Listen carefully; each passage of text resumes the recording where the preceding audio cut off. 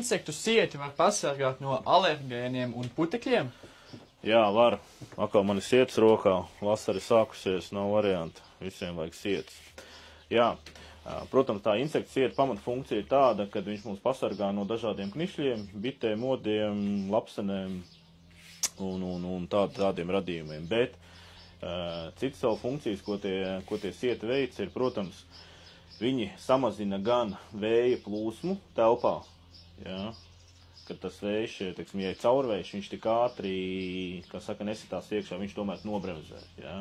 Nākamā lieta ir, ja, teiksim, kaut kur ir koki blakām, bērzi, lapu koki, vēl kaut kas, jā, skuju koki, viņš tomēr mazāk aiztur kaut kādu netīrumu tikšanu telpā, jā. Un vēl ir tāda īpaši specifiska sieta, ja cilvēkiem ir alerģija, jā, kad viņš pasargā arī no tādu putekšņu nonākšanas telpā, jā.